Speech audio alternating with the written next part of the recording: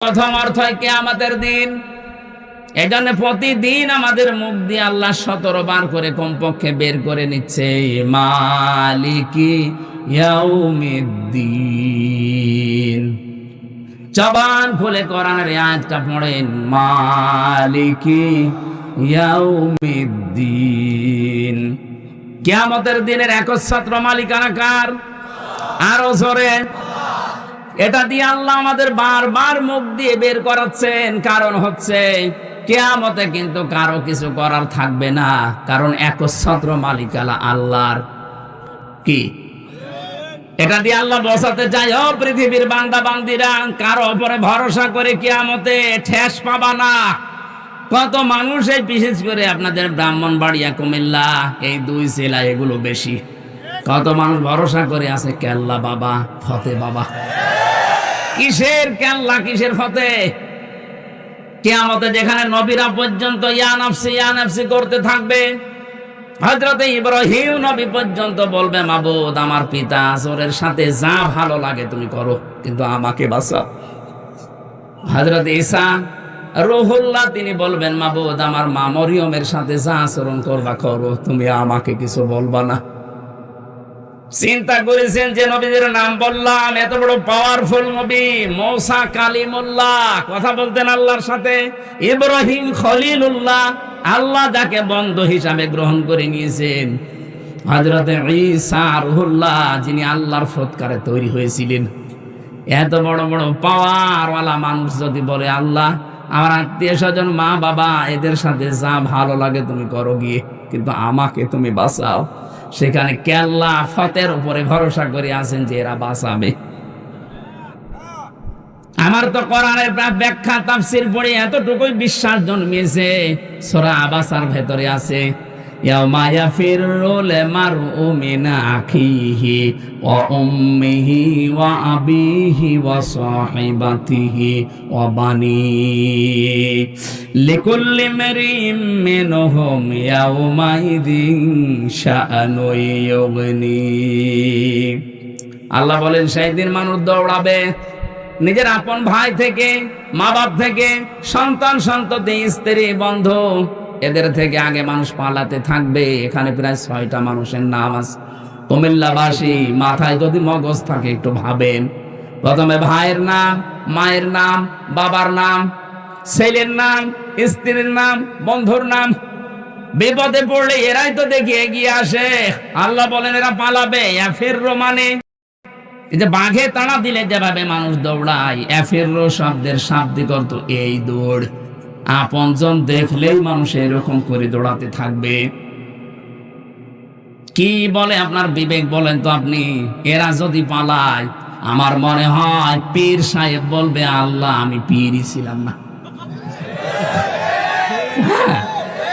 আপনি বলেন, যেখানে মা পালাচ্ছে, বাবা পালাচ্ছে, আপনার ভাই পালাচ্ছে, নিজের বউ পালাচ্ছে, পীর সাহেব বলবে, আল্লাহ কিসের পীর, আমি পীর ছিলাম না।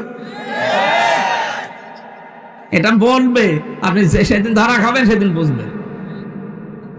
সূরা মাআরিজের ভেতরে আরো কঠিন করে আল্লাহ দিয়েছেন, ইউবাসসারুনাহুম ইয়াওয়াদ্দুল মুজরিমু লাউ ইয়াফতাদি মিন আযাবি ইয়াউমিদিন বিবানি ওয়া সাহিবাতিহি ওয়া আখি ওয়া ফাসিলাতিহি আল্লাতী তুবি ওয়া মান ফিল আরদি জামিআন সুম্মা ইউনজি।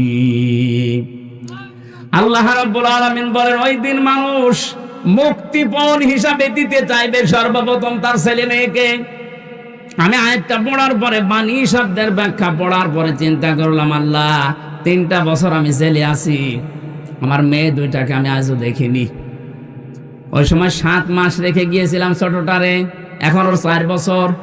এই 3 বছর হয়ে গেল ওরে আমি না দেখার কারণে ওর প্রতি একটা অজানা ভালোবাসা আমার তৈরি হয়ে গেছে। বড়টার প্রতি অত না, ছোটটা ফারিহা জান্নাতের প্রতি যত বেশি হয়েছে।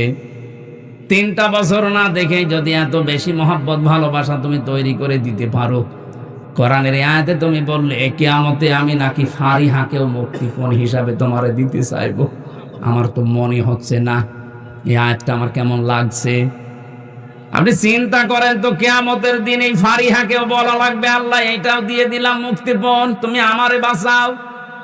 আমার স্ত্রী, আমার ভাই ভাগ্যর যা আছে, আমার বোন আছে, এমনকি আমার দুনিয়ায় যারা আশ্রয় প্রশ্রয় দিত, আমার দরের লোক, আমার আত্মীয় স্বজন, জ্ঞাতি গোষ্ঠী, এদেরকেও তোমাকে দিয়ে দিলাম, যাও।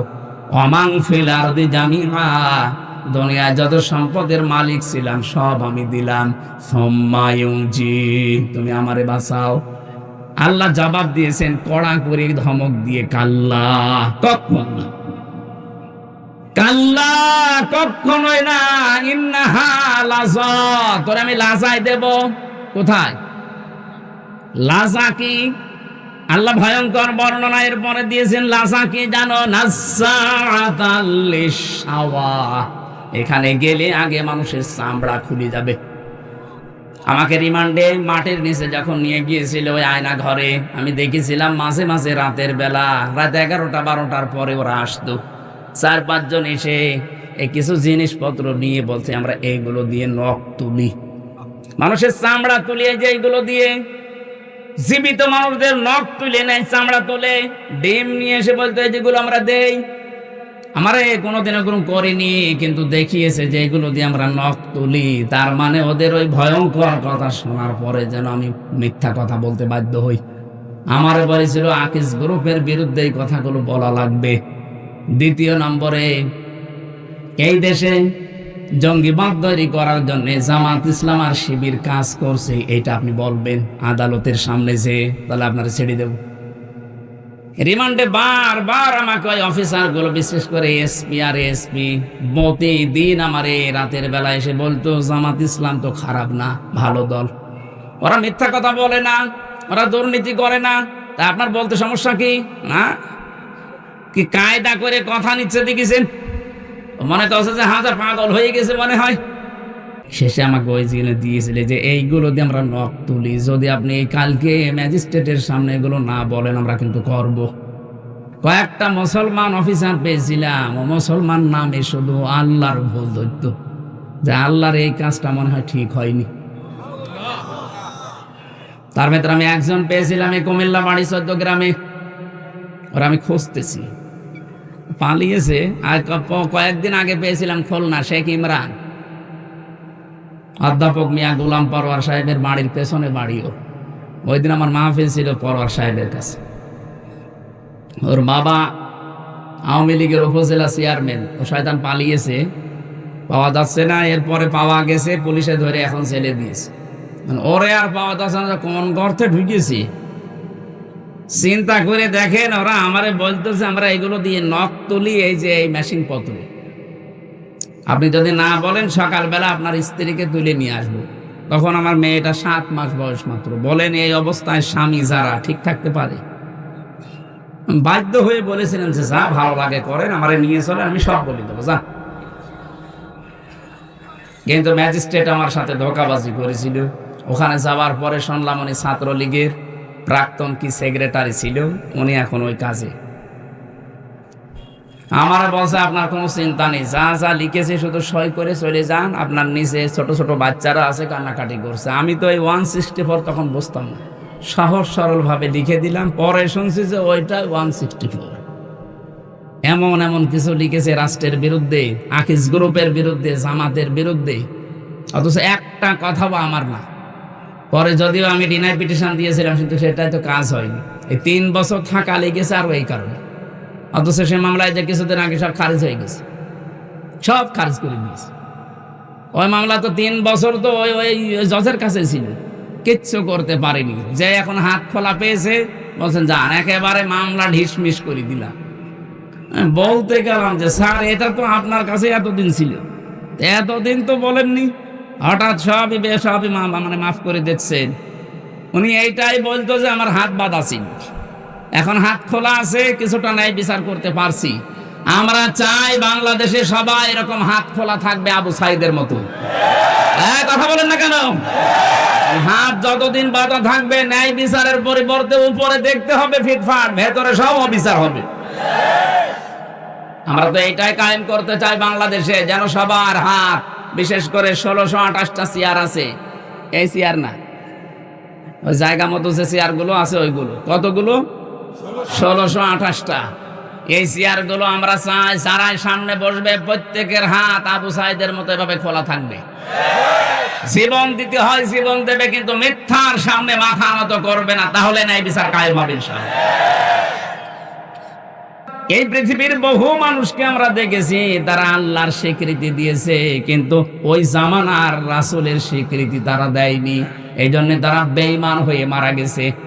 এই যে আবু জাহেলের নাম শোনেন, এই লোকটা আল্লাহ একজন আছে, ও বিশ্বাস করতো, ওর জীবনী পড়েন।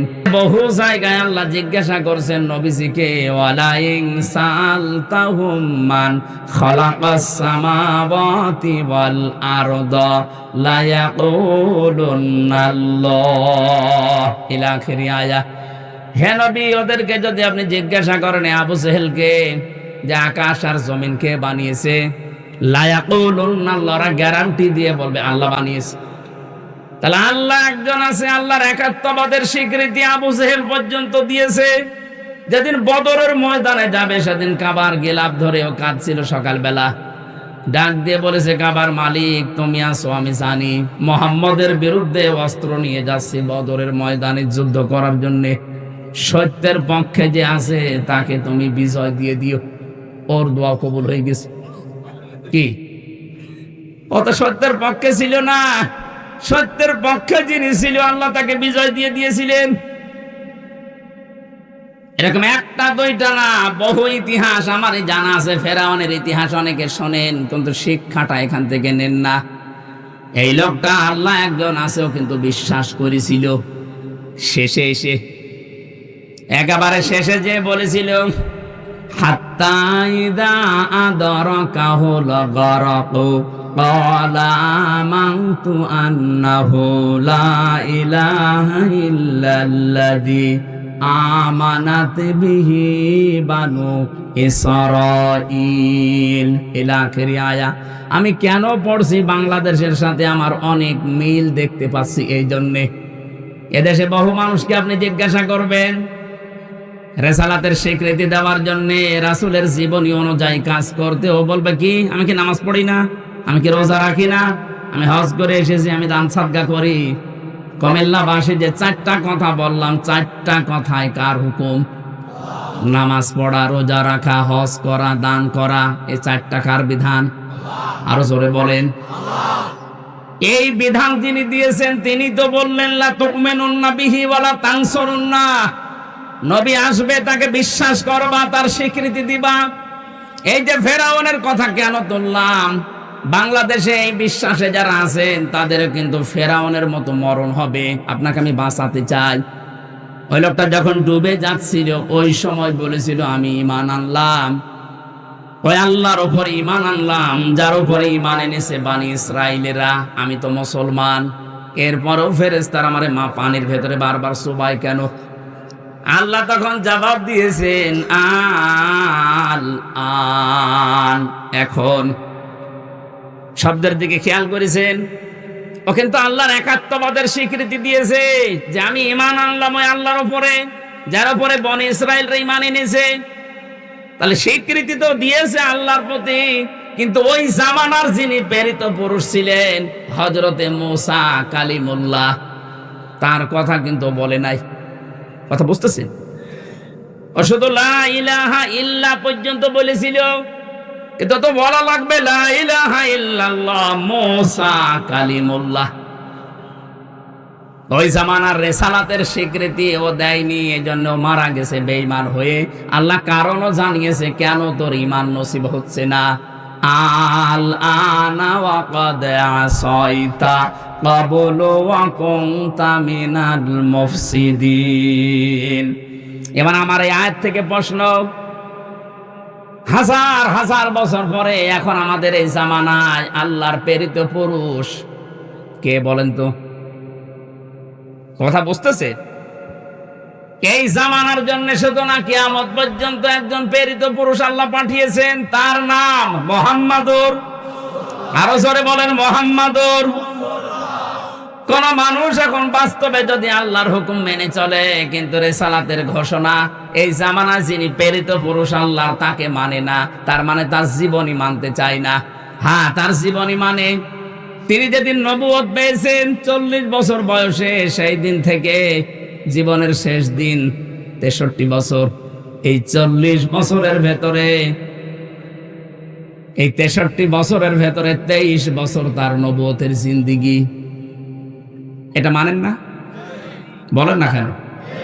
এই 23 বছরের 13 বছর তিনি মক্কায় মার খেয়েছিলেন।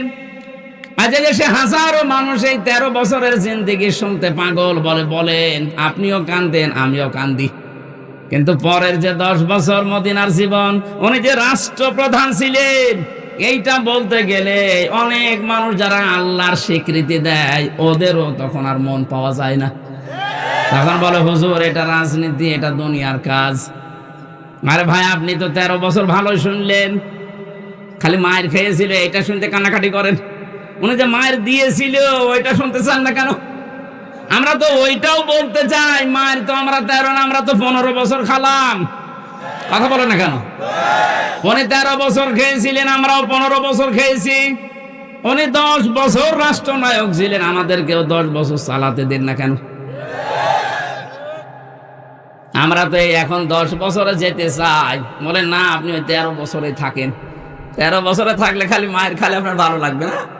আমরা 10 বছরে যেতে চাই না। যারা বলেন না কেন? এই 10 বছর যারা মানতে চান না, তার রেসালাতের ঘোষণা পরিপূর্ণ হয়নি। শুধু 13 বছর দিয়েছে, 10 বছর দেয় না। ওর মরণ হবে ফেরাউনের মতো। আমার মনে হয় আপনি কথা বুঝেছেন। এরপরও যদি কেউ না বোঝার ভান করে থাকেন, এখানে আসেন, কানে কানে বলছি। না, আপনি না বুঝলে আমি বেকার চিল্লাবো না। বুঝেছেন কিনা বলেন?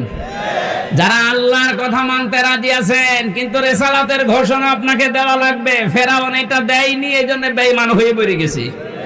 আপনি যদি এখনো দিতে না চান, আপনি হয়তো বুঝতেছেন না, তাই আপনাকে আমি বুঝিয়ে দিলাম। 64 জেলার 630টা থানা আছে। যতগুলো জালেম, ইসলাম মুসলিম, মানবতার বিরুদ্ধে যারা ষড়যন্ত্র করেছিল, যারা জুলুম করেছিল, তাদের বাড়ি ঘরের অবস্থা আল্লাহ একই বানিয়ে দিয়েছেন। আল্লাহ যেন আমাদেরকে দেখিয়ে দিচ্ছেন ফাতিলকা, ওই যে এই ঘরগুলো। সব চাইতে বড় ঘর যেটা মনে করতাম ঢাকাতে, অনেকে এত আবেগ নিয়ে সেখানে যে ঘরে পর্যন্ত সোমা খেত। দেখেন ঘরের অবস্থা, জাতীয় টয়লেট হয়ে গেছে। হ্যাঁ, 4-5 জন একসাথে প্রসাব করতে বসছে। কোথায় পৌঁছিয়েছে দেখেছে? আমার মনে হয় কিছু মানুষ প্রসাব পায়খানা করতে যাচ্ছে একটা উদ্দেশ্য নিয়ে। আমি কাবা শরীফ তাওয়াফ করার পর 16 সালে যখন উপর দিয়ে ঘুরছি, হঠাৎ দেখি আমার পেটে সেরকম যন্ত্রণা, ব্যথা। এক পুলিশকে বললাম, হে ভাই, আমার পেটে ব্যথা করছে হঠাৎ, আমি তো এতক্ষণ ভালো ছিলাম।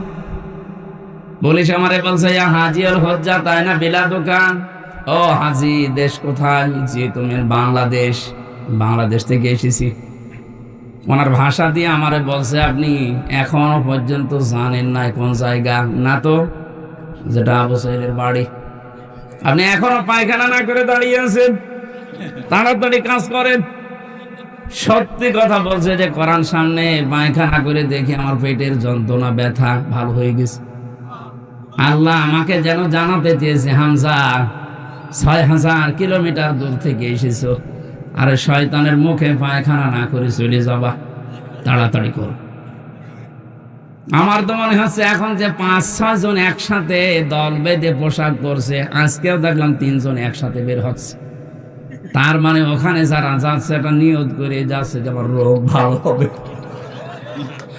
এটা তো আর আন্তর্জাতিক করা সম্ভব না, এটা জাতীয় টয়লেট হয়ে যাবে। এইটাই বাস্তবতা। আপনি তাকান হিটলারের দিকে, চেঙ্গিস খানের দিকে, হাজ্জাজ বিন ইউসুফের দিকে, ইয়াজিদের দিকে। নামগুলো কিন্তু ভালো, খারাপ না। ইয়াজিদ নামটা খারাপ, কত সুন্দর না। শুধু জুলুম করার কারণে আল্লাহ নামটা ঘৃণিত, নিন্দিত করে দিয়েছে। এখন কোন হিন্দুকেও যদি বলা হয়, ভাই ছেলে হয়েছে 5000 টাকা দেবো, ইয়াজিদ রাখে, বলবো কি নাম না গালি? বলেন, এত সুন্দর সাহাবীর ছেলের নাম, হযরত মুয়াবিয়ার ছেলে রাদিয়াল্লাহু তাআলা আনহু। এত বড় জলিলুল কদর সাহাবী, যিনি কাতেবে ওহী লিখতেন, তার সন্তানের নাম যদি আল্লাহ জুলুম করার কারণে ঘৃণিত বানিয়ে দিতে পারে, আপনি কার সন্তান? যত বড় মানুষের সন্তান হন, আপনার নাম যোগের আবর্তনে, কালের বিবর্তনে দেখবেন নামটা আজ হোক কাল হোক, ওটাও আমার মনে হয় গালি হয়ে যাবে। এখনই অলরেডি হয়ে গেছে। এখন কারো ছেলে মেয়ে যারা জন্মাচ্ছে, যদি বলেন যে 5,000 টাকা দেবো এই নাম রাখেন, বলবো কি নাম না, ও তো গালি। কাউকে যেন এসিদের বাচ্চা বললে সে রেগে যায়, কয়েকদিন পরে যাই বলবেন তো অমুকের বাচ্চা, এমনি রেগে যাবে। এটা করেছে কে বলেন তো? হামজা না, সূরা মরিয়মের 96 নাম্বার আয়াতে আছে, ইন্নাল্লাযীনা আমানু ওয়া আমিলুস সালিহাতি সায়াজআলু লাহুমুর রহমানু ওদ্দা। আল্লাহ পাক বলেন, যারা ঈমান আনবে আর ঈমানের দাবি অনুযায়ী যারা ভালো ভালো কাজ করবে, এখানে সালেহ শব্দটা আছে। সালেহ মানে নেক কাজ, সৎ কাজ, এতটুকুই ব্যাখ্যা না। সালেহ মানে যোগ্য। আপনাকে যোগ্যতা অর্জন করা লাগবে। যে যে দিক বিভাগে কাজ করবে, ওই বিভাগ সম্পর্কে তার চূড়ান্ত শিক্ষা এবং প্রশিক্ষণ নিয়ে সঠিকভাবে আঞ্জাম দেওয়ার নাম সালেহ। এটা বাংলাদেশে যত রাজনৈতিক দল আছে, কে কি করছে জানি না, আমি নাম ধরে বলছি, জামাত ইসলাম, ইসলামী ছাত্র শিবির, এই দুইটা দল কিন্তু যোগ্য মানুষ তৈরি করার ফ্যাক্টরি।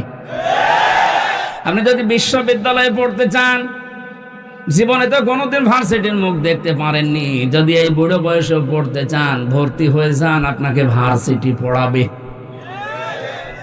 অন্তত 6 থেকে 1 বছর, 6 মাস থেকে 1 বছর লেগে থাকেন, আপনি যেন মনেই করবেন যে আমি বিশ্ববিদ্যালয়ে পড়ছি। এভাবে তৈরি করবে আপনাকে, কারণ এদের যে সমস্ত ক্যাপাসিটি আছে, যে সমস্ত কৌশলগুলো দেখবেন, সব এভাবে একেবারে ধাপে ধাপে তৈরি করছে। যে মানুষগুলো আইনের দিকে যায় তাকে ওইভাবেই গড়ে তোলে, যারা ব্যবসার দিকে যায় তাদেরকে ওইভাবে গড়ে তোলে, যে মানুষগুলো চিকিৎসার দিকে যায় তাদেরকে ওইভাবে গড়ে তুলছে। রাজশাহীর ডাক্তার ফাতেমা সিদ্দিকার মতো ডাক্তার হওয়া লাগবে মেয়েদের, ফরিদপুরের ডাক্তার শাহিন জব্দারের মতো ডাক্তার হওয়া লাগবে ছেলেদের, ডাক্তার মতিউর রহমান খুলনা এনার মতো ডাক্তার হওয়া লাগবে। এদের নাম সলে। আমরা মনে করি বসে বসে শুধু সুবহানাল্লাহ পড়লাম, আমার মতো সলে নেক কাজ আর নেই। কিসে কে বলিস আপনাকে? আপনি যে যেই বিভাগে কাজ করবেন, ওই বিভাগের শিক্ষা আর প্রশিক্ষণ নিয়ে সঠিকভাবে কাজটা আঞ্জাম দেওয়া লাগবে, দুর্নীতি মুক্ত হয়ে। এই কথা বুঝতেছে? এগুলো যারা করেন, সৃষ্টি জগতের ভেতরে তাদের প্রতি আল্লাহ একটা আলাদা তৈরি করে দেয় ভালোবাসা। সায়াজআলু লাহুমুর রহমানু ওদ্দা। পৃথিবীর সৃষ্টিতে আল্লাহ যা বানিয়েছেন, সবার ভেতরে ওই মানুষটার প্রতি একটা ভালোবাসা তৈরি করে দেয়। কে? সাইদি সাহেবকে অনেকে জীবনে দেখেনি চোখে, কিন্তু মনের ভেতর থেকে তার প্রতি ভালোবাসা, এটাকে আমি বানিয়ে দিয়েছি। কে?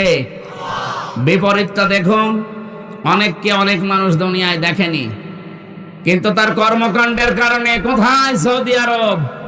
আমি রমজানে ছিলাম, মদিনা থেকে একটা গাড়ি ভাড়া করলাম, ড্রাইভারে ওখানকার স্থানীয় মদিনার ড্রাইভার। বললাম যে বদরে যাব, আবু জেহেলের কবর দেখে আসি। ভাড়া মেটানোর পরে আমি উঠলাম, যাওয়ার সময় ওনার ভাষা দিয়ে আমারে বলছে হারামি। হারাম মানে? আপনাকে বলি না, আপনার দেশে যে আছে ওইটা একটা হারাম। হ্যাঁ ঠিক আছে, আপনি বল, আপনার সাথে আমি আরো 2 লাইন বেশি করে বলছি। চিন্তা করেন, সে লোক জীবনে ওনারা দেখেছি? ওই হ্যাঁ, ইউটিউবে দেখে, ফেসবুকে দেখে, কর্মকাণ্ডগুলো মাঝে মাঝে তার কাছে যায়, এই দেখে তার প্রতি ঘৃণা তৈরি করে দিয়েছে। হামজা কে? জুলুম করলে 7টা ক্ষতি হয়, তার ভেতরে এটা একটা। সৃষ্টি জগতের ভেতরে তার প্রতি একটা আলাদা ঘৃণা তৈরি করে দেয় আল্লাহ নিজে। এটা অতীতে হয়েছে, এখনো হচ্ছে, কিয়ামত পর্যন্ত হবে। এজন্য আমরা যেন সামনে কেউ চেয়ারে বসলে জালেম হয়ে না যায়। তাহলে এই ফাতিলকা বুয়ুতুহুম খাবিয়াতাম বিমা যালামু, এই আয়াত আপনাকে আল্লাহ দেখাবে। অনেকে তো এখনো চেয়ার পায়নি, তাই চিন্তা ভাবনা করে আসে আগে একটু চেয়ার পেয়ে নেই, যা করার ছিল আরো ডবল করে করব না, আপনি জালেম হয়ে যাবেন না। 5 বছর পরে দেখা যাচ্ছে আপনার বাড়িটাও জাতীয় টয়লেট আল্লাহ বানিয়ে দিতে পারে। জানা আমরা সতর্ক করলাম, কিন্তু আমি শুধু ইঙ্গিত দিয়েছি। আমি জানি কুমিল্লার মানুষ জ্ঞানী মানুষ, শিক্ষিত মানুষ, এরা বুঝে ফেলেছে। সুতরাং আগামী প্রজন্ম যারা আসবে দুনিয়াতে, এরা যেন জালেম হয়ে না যায়। সূরা নমল 51, 52, 53 নাম্বার আয়াতটা তাফসীর সহ পড়ে নেবেন। দল মত জাতি বর্ণ ধর্ম নির্বিশেষে আজকের এই অনুষ্ঠান, এটা কি শুধু মুসলমানদের না? হাত্তা ইয়াসমা কালাম আল্লাহ সুম্মা আবলিগহু মা'মানা। হে নবী, অমুসলিমরাও যদি কোরআন শুনতে আসে তাদেরকে আপনি ব্যবস্থা করে দেবেন, শোনা হয়ে গেলে নিরাপদে বাড়িতে পৌঁছিয়ে দেবেন।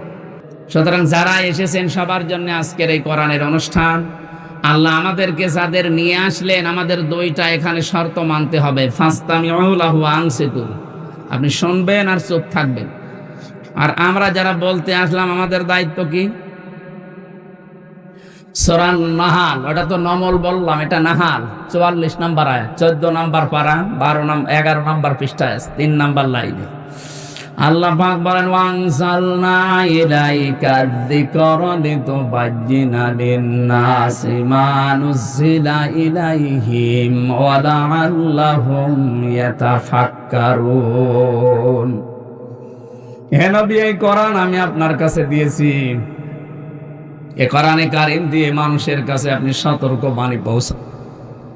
এই যে লিতুবাজ্জিনা লিন-নাস, আপনি মানুষের কাছে কোরআন দিয়ে সতর্ক করবেন। কোন মানুষ? লাম শব্দ ব্যবহার করা হয় জীবিত মানুষদের জন্য। কোন মানুষ মরে গেলে তাকে কোরআন পড়ে শোনাবেন, এটার জন্য আপনাকে পাঠায়নি। আপনাকে পাঠিয়েছে জীবিত মানুষদের শোনাবেন। দুঃখজনক হলেও সত্য, 15.5 বছরে জীবিত মানুষদেরকে কোরআন শোনানো বড় কঠিন হয়ে গিয়েছিল।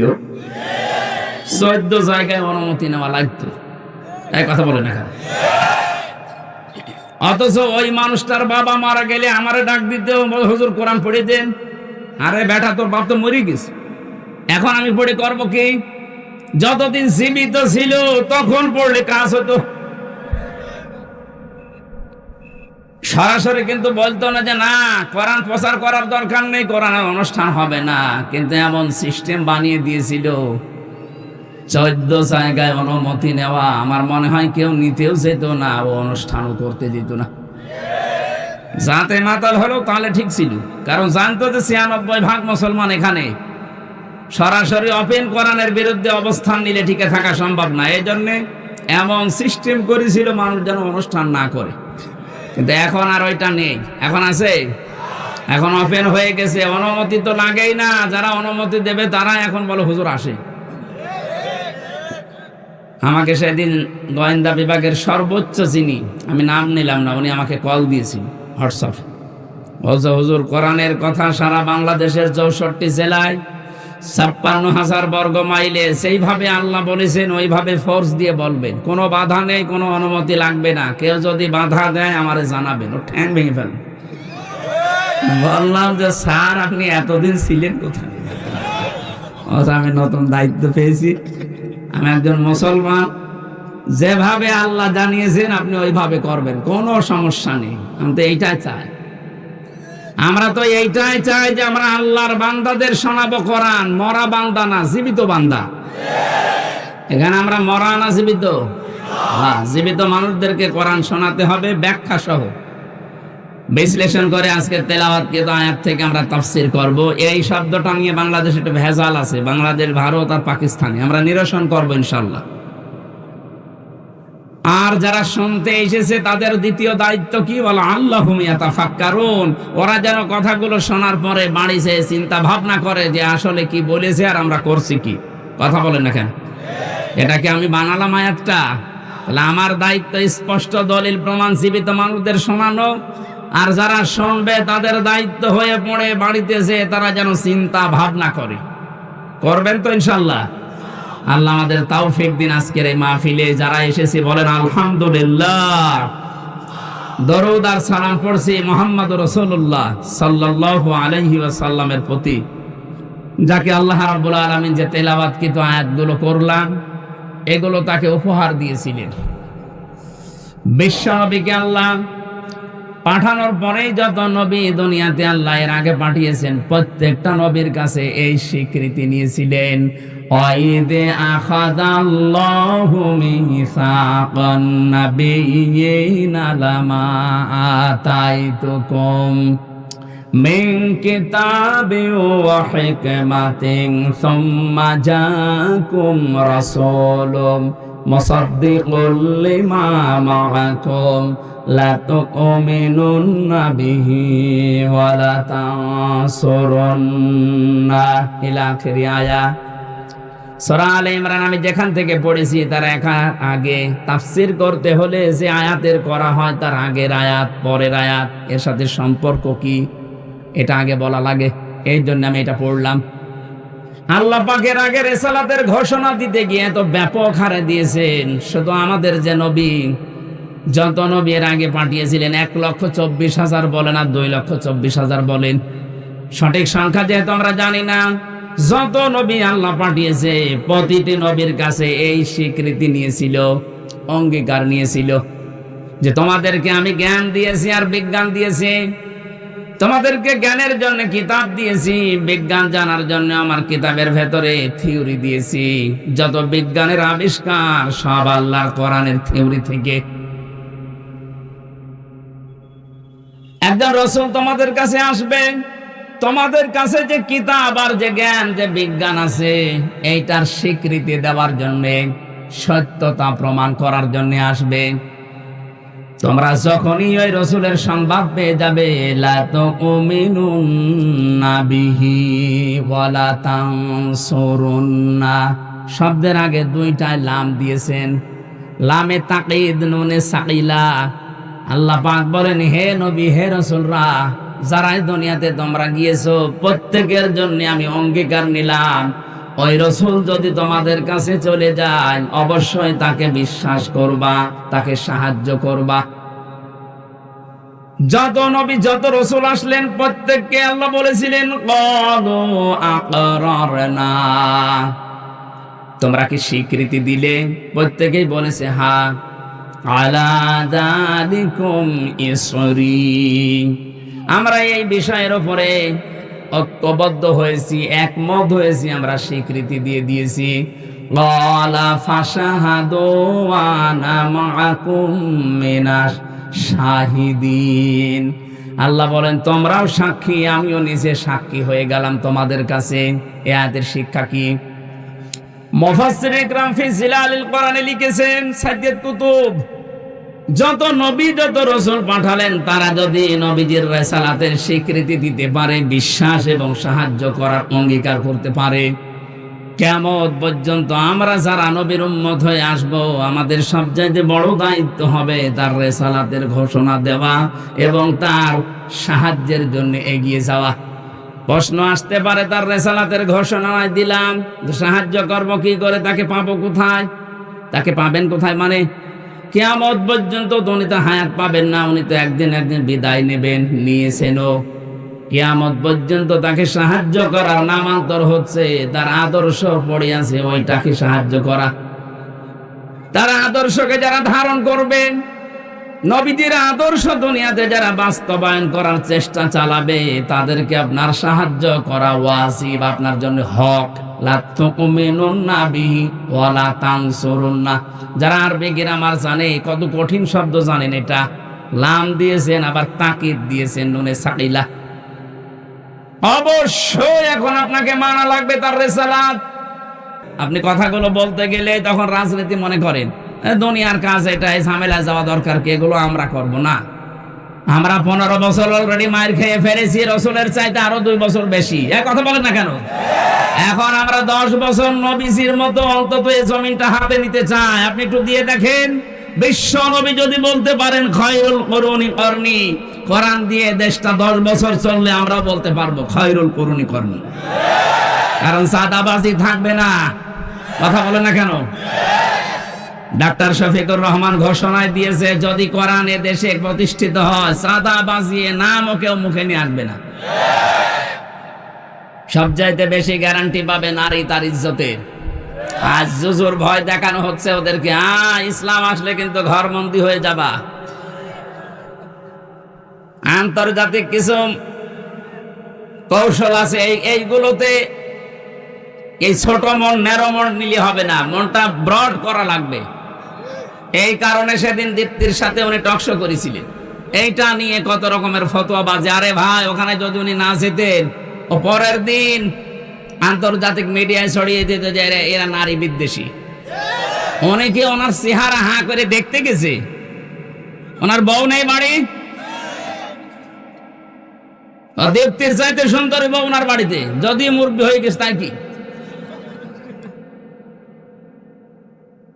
এখনো বলে না কি 64 বছর বয়স, এখনো বলছে আমি যুবক মানুষ। ওনার স্ত্রীকে আমরা দেখি না, কিন্তু আমরা জানি যে ওই রকমই, উনি যেরকম চাঁদের মতো, স্ত্রী ওই রকম। ওনার ছেলেটার সাথে জেলখানায় দেখা হয়েছিল, ডাক্তার রাফাত। কি সুন্দর মানুষ, এরকম সুন্দর হতে পারে, কি সুন্দর চেহারা। বাবা মা সুন্দর হলে বাচ্চা কাচ্চাও সুন্দর হয়, কথা বলেন না কেন? আর বাবা মা সুন্দর না হলে বাচ্চা কাচ্চা উল্টো পাল্টাই হয়।